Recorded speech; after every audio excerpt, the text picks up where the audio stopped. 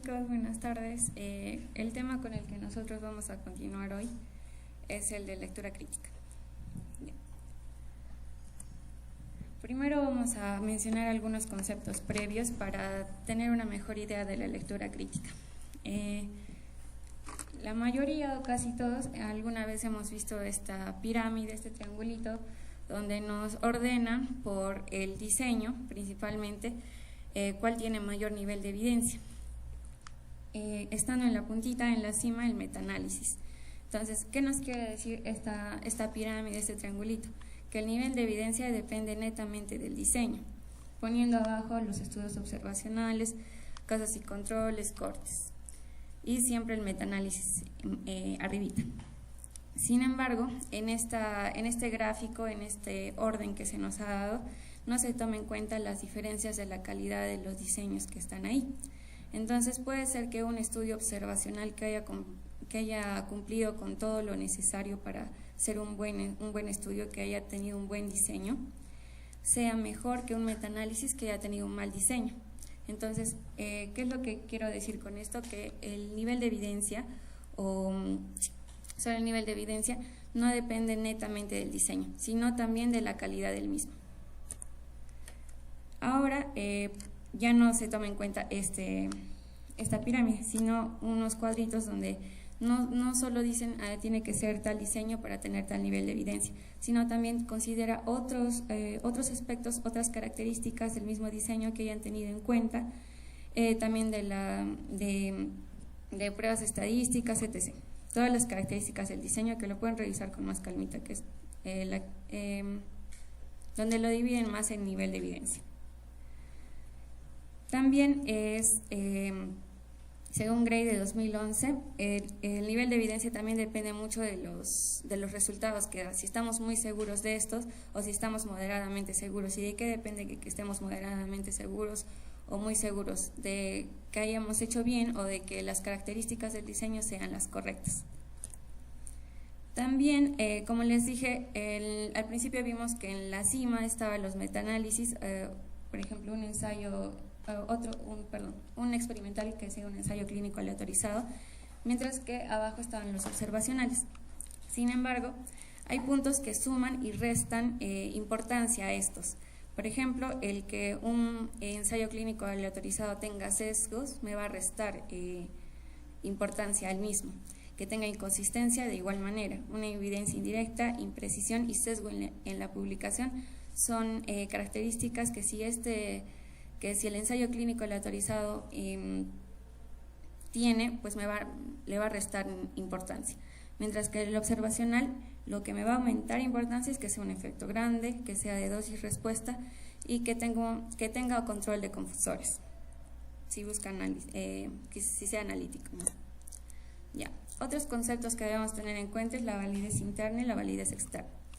La validez interna se define como el grado en que un estudio está libre de sesgos, y después vamos a hablar de los sesgos, y depende de la solidez del diseño, la conducta y el análisis del estudio. Un concepto para tenerlo más fácil, más clarito, es el grado en que la inferencia causal de un estudio se encuentra libre de confusión, o sea, más fácil, libre de sesgo, ¿sí? Que no tenga sesgos o errores sistemáticos.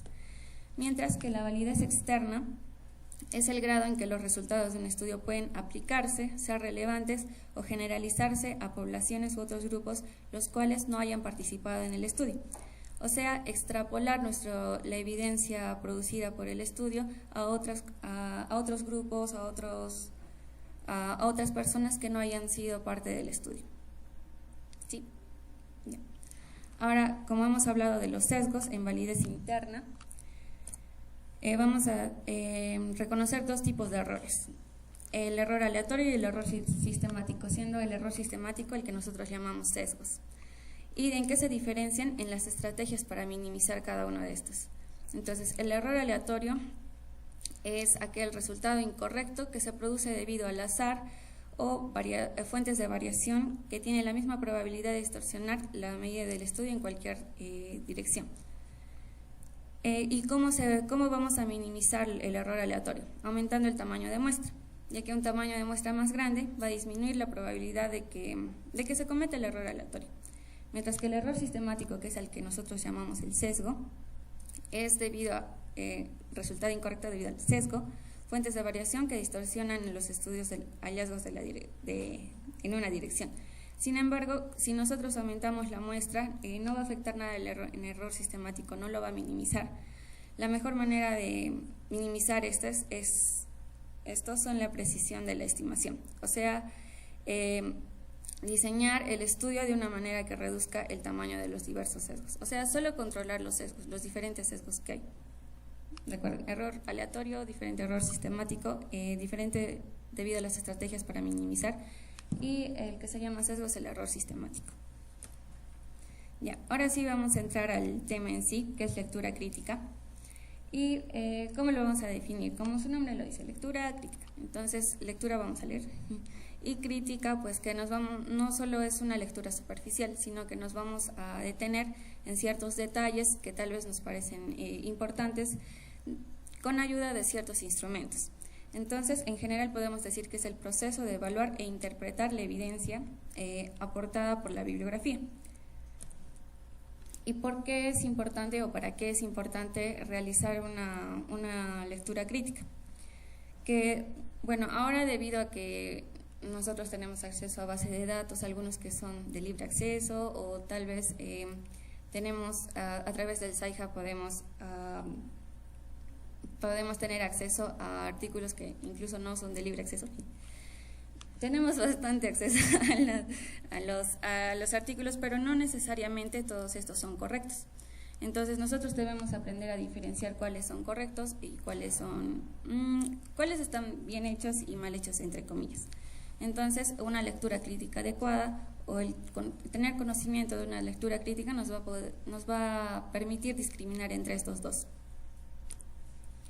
Ya, entonces para realizar una lectura crítica generalmente lo dividimos en 3 fases, así de manera superficial, ¿sí? Entonces la primera fase también se le denomina como que primera selección, en el cual es bastante superficial. Nosotros solo analizamos título, autores, resumen y resultados, porque esta primera selección nos va a permitir eliminar aquellos artículos que no nos interesan y nos quedamos con aquellos artículos que más nos llaman la atención, más están de acuerdo a lo que nosotros estamos buscando. De esta manera vamos a focalizar nuestro análisis, ¿sí? Para después pasar a la segunda fase. Ya. Entonces dijimos que analizábamos el título, autores, resumen y resultados. Ya. En un inicio siempre lo primero que nos vamos a fijar es el título. Entonces, si es que este título pues no nos parece interesante, no va de acuerdo a lo que nosotros estamos buscando, pues podemos pasar al siguiente artículo. Mientras que si este nos es relevante, nos parece importante, podemos pasar a revisar los autores. ¿Y qué evaluamos de los autores? Si es que tiene experiencia y son independientes. O sea, si es que hay un autor que solo se dedica a estudiar X tema, entonces sería mejor revisar artículos de ese autor. Sin embargo, tampoco podemos decir que si es un autor desconocido, pasamos al siguiente artículo. Aparte de los autores, también nos debemos fijar la afiliación de estos. Por ejemplo, si es un artículo que trata sobre cardiología y no sé, el autor es un nefrólogo, entonces como que podemos dudar de ello, sin embargo no podemos rechazarlo, ¿sí? Solo vamos a tener una lectura crítica más exhaustiva, pero por eso es que acá no dice no, dice sí o no. Podemos saber o podemos tomarlo en cuenta, pero ya con cierto cuidado, con una lectura crítica adecuada. Y también si es válido el resumen, leemos el abstract, si es que se parece a lo que nosotros queremos, si es que más o menos con lo que sabemos tiene un diseño adecuado, entonces pasamos al siguiente. Si es que son útiles los resultados, si es que no es así, pues pasar al siguiente artículo. Si es que sí lo es, tenemos que preguntarnos si es que estos resultados pueden ser aplicados a la práctica. Si es que sí, continuamos. Y si es que continuamos y vemos cuál es la intención de estos. Para continuar, esto ya sería la fase 3, que después les voy a explicar. Entonces, hablamos de la fase 1, que era como la primera selección, una superficial. La segunda fase se va a analizar la capacidad del artículo para contestar el problema que nos planteamos, el problema el que nosotros estamos buscando, no el tema principal que nosotros estamos buscando, mediante ciertas preguntas de la estructura del artículo. Y posteriormente vamos a pasar a la tercera fase, que consiste en un análisis más profundo, en el cual vamos a evaluar el material a través de la metodología que ha tenido este. Sí, bueno, son diferentes preguntas que tal vez si lo hacemos así a lo loco podemos confundirnos nosotros mismos, para lo cual nos ayudan algunos instrumentos para realizar lectura crítica. Estos nos van a ayudar a la evaluación de la calidad de la metodología de estos. Y como ven en el cuadrito de aquí, hay diferentes instrumentos para diferentes tipos de diseños. Estos no son los únicos, hay más para cada tipo de diseño. Entre ellos, por ejemplo, tenemos a los que son revisión sistemática y metaanálisis, por ejemplo, podemos ayudarnos con el instrumento del Amstar. Si es que son ensayos clínicos aleatorizados, podemos ayudarnos con el del Cochrane, el que ha sido elaborado por Cochrane. Si es que es un estudio de corte o de casos y controles, podemos ayudarnos del NOS. Así, o sea, son diferentes instrumentos que dependen de cada diseño. Ahora, también hay como que portales donde tienen diferentes checklists para diferentes diseños. ¿Sí? En este caso vamos a hablar del CASP, que en inglés es el Critical Appraisal Skills Program, y que también tiene su versión en español, que es el Programa de Habilidades en Lectura Crítica Español. ¿Sí? Esta es la página principal. Les estoy dejando el link cuando les pase las diapositivas para que vayan directamente ahí. Y ahí vamos a encontrar como una cajita donde vamos a ver 5 opciones. Y la que nos interesa ahora es el instrumentos para lectura crítica. Primero, en general, estos instrumentos del CASP van a responder principalmente 3 preguntas, o las preguntas que tienen van a tener como pilares 3 preguntas, que son válidos los resultados del estudio, cuáles son los resultados y si es que serán útiles esos resultados para atender a mis pacientes. Ya, entonces una vez, si es que cliqueamos los instrumentos para lectura crítica, vamos a encontrar esta lista con PDFs que son checklists para los diferentes diseños de estudios que están aquí. Entonces, ya.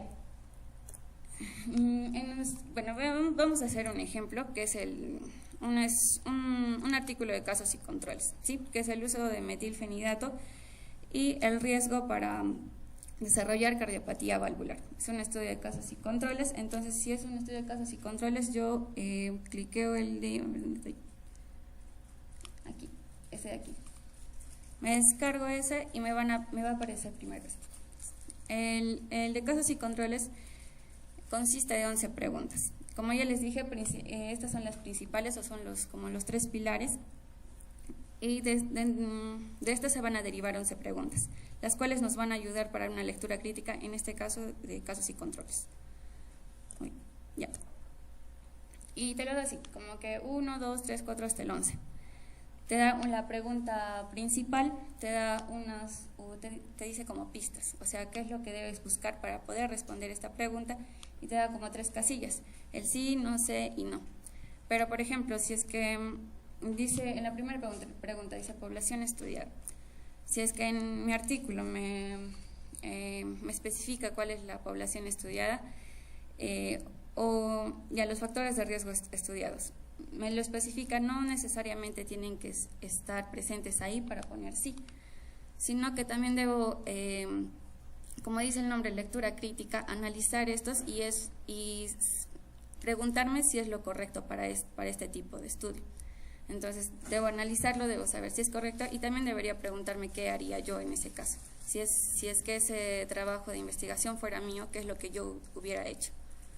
De paso, para practicar nuestros conceptos de metodología, nuestros conceptos de bioestadística. Entonces, por ejemplo, vamos a analizar así rapidito nomás para que no se aburran, cómo más o menos podemos empezar a hacer una lectura crítica de un artículo. Entonces ya, la primera pregunta era: el estudio se centra en un tema claramente definido, y las pistas que me dan para ayudar a responder esta pregunta son la población estudiada, que me da la población estudiada. En este caso de este artículo, es pacientes de 5 a 25 años entre 2002 y 2014. Ya me lo define, si está bien o no, eso después lo voy a definir. Los factores de riesgo estudiados, en este caso solo es uno, que es la exposición a metilfenidato. Metilfenidato es un fármaco que se usa principalmente en niños adolescentes para el síndrome de déficit de atención con hiperactividad. Entonces generalmente se les da a niños, por eso es que han escogido una población de 5 a 25 años. También hay que tener en cuenta, no les expliqué, que es un anidado, que es lo que les explicó Carlos en la clase de diseños 1, que han tenido un marco muestral. Entonces han utilizado un muestreo estadístico, porque han tenido un marco muestral, pero no me menciona si ha tenido una prueba estadística. Entonces, todo eso, aplicando los conceptos anteriormente expuestos por nuestros compañeros o que nosotros hayamos leído, vamos a aplicarlo en nuestra lectura crítica. Si el estudio intenta detectar un efecto beneficioso o perjudicial, en este caso perjudicial, no, es una cardiopatía. Después, los autores han utilizado un método apropiado para responder la pregunta, y ahí me pregunta si es que el estudio de casos y controles ha sido una buena forma para responder su pregunta de investigación. Y en este caso, por ejemplo, podemos compararlo, por ejemplo, un estudio experimental. Un estudio experimental no habría sido lo adecuado. ¿Por qué? Por la ética principalmente. Porque no puedo poner a personas ahí, exponer en un grupo expuesto, un grupo no expuesto a metilfenidato y ver quién desarrolla cardiopatía valvular. No es ético. Sin embargo, también se pudo hacer un estudio de cortes, donde se hace seguimiento a personas que ya están expuestas a metilfenidato y otras que no. Se les da el seguimiento y vamos a ver quiénes desarrollan cardiopatía valvular. Entonces, un casos y controles no está mal, un cortes tal vez habría sido mejor, pero obviamente simplemente está mejor que un experimental, que no podría ser en este caso. Ya, el estudio está dirigido a contestar la pregunta. Sí, no. Ya. ¿Qué pasó? Ya. Los casos se reclutaron o se incluyeron de una forma aceptable. Ahí me dedicaría a ver más o menos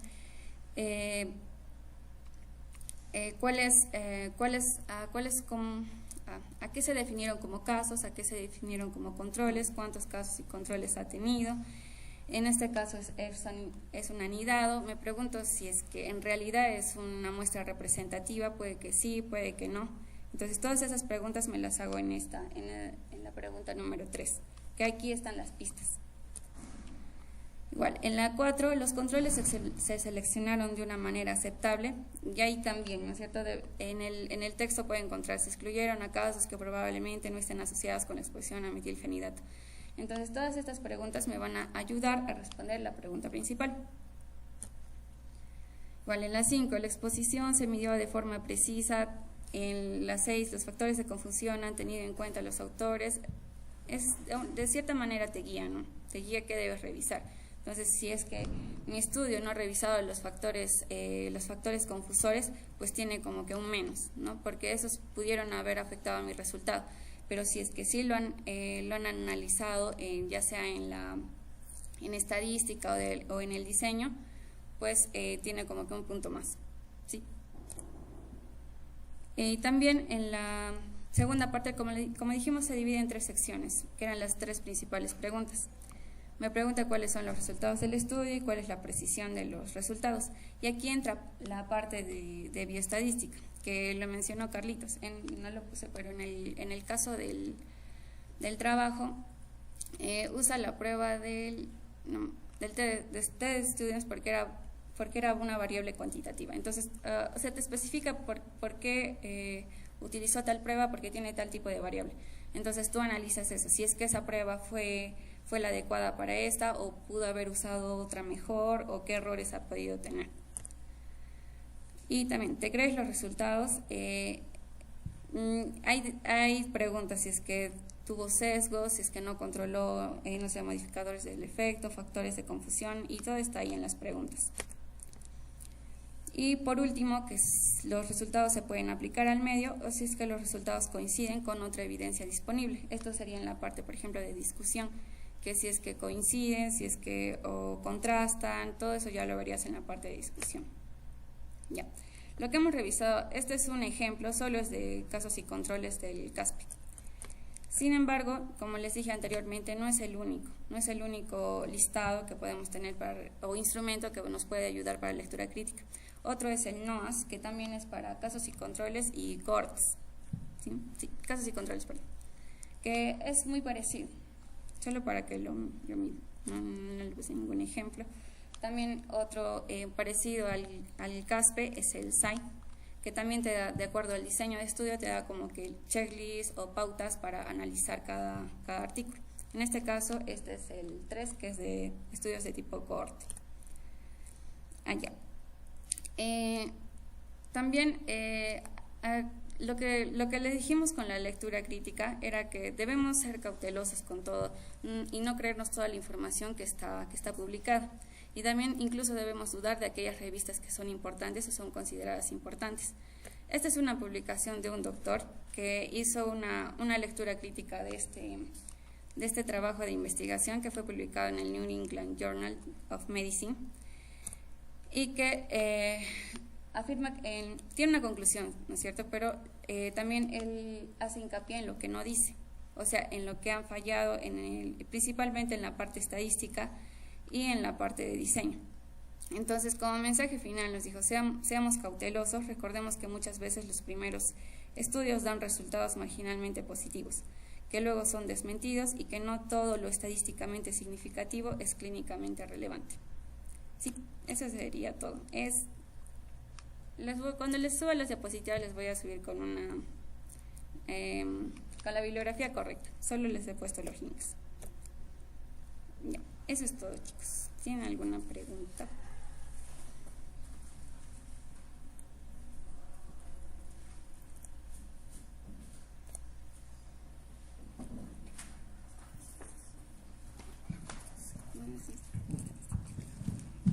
Buenas tardes. Ya estamos una semana en el curso. Hay cosas muy interesantes, muchas cosas he aprendido, cosas nuevas. Hay que practicarlo, leerlo, nuevamente escucharlo y leer para que no se nos olvide. El aprendizaje es hacer, tienen que hacer. No lo hacen, se olvida. Ayer me conversé con 3 alumnos de ustedes y me comentaban que todos los que están asistiendo no están en el WhatsApp que creamos para ustedes. Acá tengo ya nuevamente la lista donde les he dado y quiero ver que vean quién le falta para poder inscribir, porque una vez que ya cerremos esto ya no va a poder entrar alumnos. Por eso les digo, ahí se va a cerrar para empezar con eso. Lo primero que tengo que hacer es, para la primera semana de marzo va a venir los investigadores de Oklahoma. Entonces tenemos que tener listo el proyecto para preguntarle: ¿está bien el proyecto? ¿Qué le falta? ¿Es viable o no es viable? Si no tenemos, solo van a tener opción los que tienen el proyecto. Por lo tanto, en febrero tienen que avanzar. La otra charla va a ser el 24. Va a venir una conferencia virtual el día 24 a 9 de la mañana en el Paraninfo. Es un investigador de Bélgica, es peruano, pero trabaja en Bélgica y va a dar unas pautas de la investigación. Entonces sería necesario que vengan, y vamos a pasar y no se van a olvidar. Pero en este momento quisiera ver levanten la mano, quiénes no están inscritos en el WhatsApp. Primero WhatsApp se investiga. ¿Alguien está inscrito? Ya, Carlos tampoco. Ya, Carlos, falta. Ya, un ratito para yo anotarlos y ver, para ponerles en los grupos que faltan. Pero sí, les digo, para la primera semana necesitamos el trabajo que han hecho. O sea, ese trabajo no lo vamos a controlar nosotros en este momento. Sí lo van a tener, lo van a desarrollar y van a preguntarle cuando venga el investigador de Oklahoma: este es mi trabajo. Está bien, está mal, pero solo los que tienen van a participar. Los que no tienen no pueden participar. Entonces todos están avisados para que todo febrero se pongan pilas y puedan ustedes presentar su proyecto.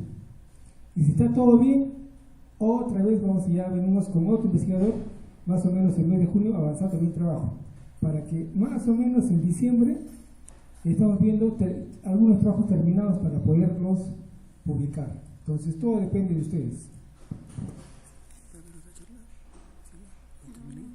Sí, ¿no? Ahí termino. Ya, ok, entonces vamos a aprovechar ahora, les voy a pasar entonces ahorita, y les voy a mandar nuevamente ya la lista que tengo, que le he hecho, para ver quiénes les falta. Y se quedan unos 10 minutitos para confirmar, ¿ya? Todos los alumnos que están, y al que no está, se anotan en el link del WhatsApp para poder estar en el grupo. O sea, todos están invitados, pero vean que nadie se queda afuera. O sea, nadie se debe quedar afuera, sino simplemente poder estar con ustedes. El lunes empiezan a las 9 de la tarde, ¿no? El lunes hasta el día sábado, hasta el día viernes. Entonces los espero un ratito, quienes no están anotados, y les voy a pasar el WhatsApp para que vean en su celular qué le falta, ¿ya?